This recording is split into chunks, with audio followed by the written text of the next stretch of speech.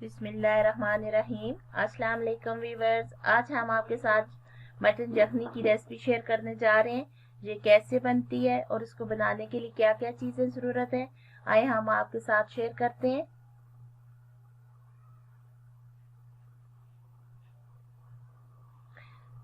काली मिर्च पाउडर, सफ़ेद नमक, प्याज, अदरक लहसुन का पेस्ट, साबुत काली मिर्च, लौंग 1 अदद और दालचीनी। सबसे पहले हम इसमें ऑयल शामिल करते हैं, तकरीबन आधा कप। अब इसमें शामिल करेंगे प्याज। छोटे साइज की लेके हमने स्लाइस में काट ली थी।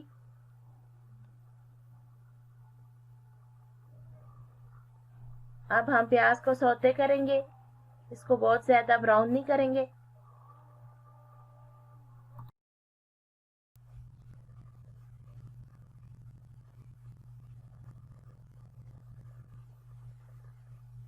अब हम इसमें साबुत मसाले डालेंगे, दालचीनी, 1 अदद लौंग और चंद अदद साबुत मिर्चें काली। इसको आप प्याज के साथ ही फ्राई करेंगे।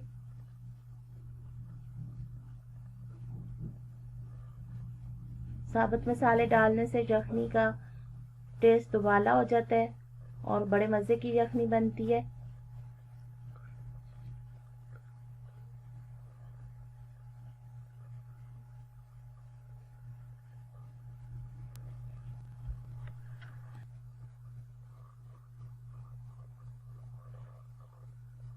अब हम इसमें लहसुन अदरक का पेस्ट शामिल करेंगे,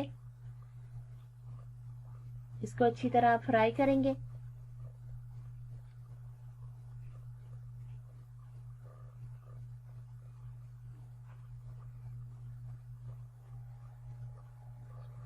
ताकि इससे खुशबू बहुत प्यारी आ जाए।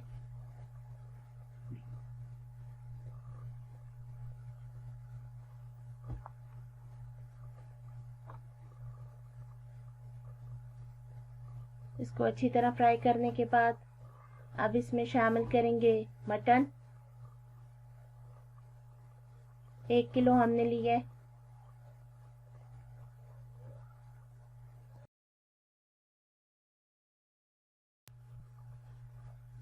अब हम इसको अच्छी तरह प्याज और लहसुन के साथ फ्राई कर लेंगे जब तक इसका कलर चेंज नहीं होता। मटन यखनी सर्दियों का नायाब तोहफा है। इससे आपके गले में की खराश जो है वो भी ख़त्म हो जाएगी और ज़ुकाम वगैरह भी ठीक हो जाएगा। बच्चों के लिए तो बहुत ज़्यादा मुफीद है और बुज़ुर्गों के लिए भी। अब हम इसको जब तक इसका कलर चेंज नहीं होता इसको अच्छी तरह से भून लेंगे प्याज और लहसुन के साथ।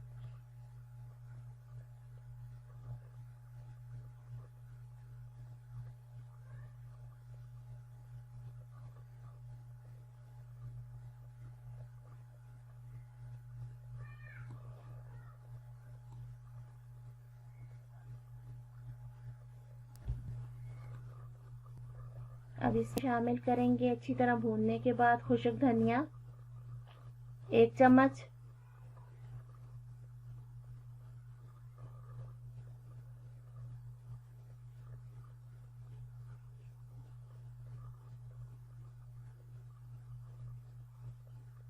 नमक 1/2 चम्मच।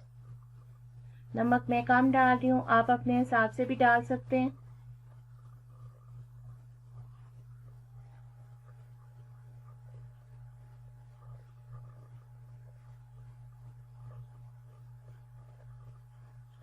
अब काली मिर्चें भी मैंने डाल दी हैं।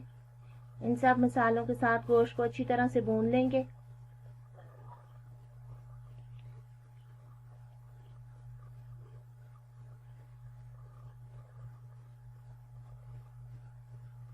गोश्त अपना अच्छी तरह कलर चेंज कर चुके हैं और बहुत अच्छी तरह इसकी बुनाई हो चुकी है।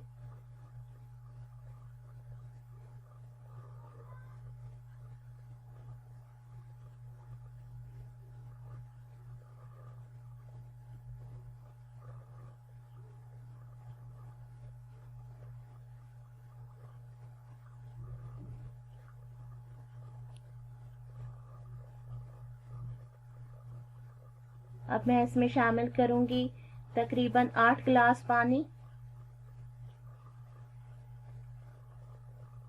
और 30 मिनट के लिए मैं इसको वेट लगाऊंगी।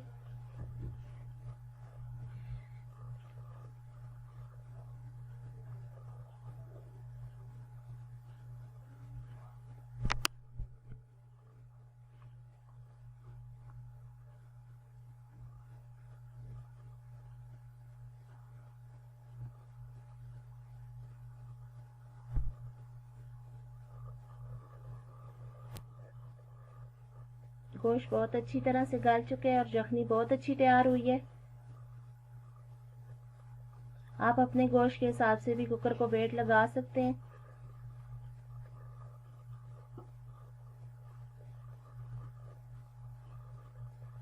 ये देखें, आपके सामने बहुत अच्छी मटन यखनी तैयार हुई है।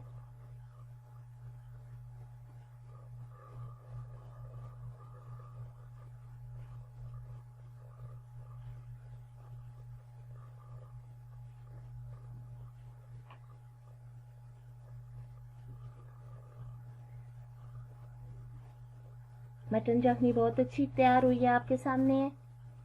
अब मैं इसको डोंगे में निकाल के सर्व करती हूँ। ये बहुत आसान रेसिपी है, आप इसको ज़रूर ट्राई करें। दुआओं में रखें याद। इंशाल्लाह फिर मिलेंगे एक अच्छी सी रेसिपी के साथ। अल्लाह अल्लाह।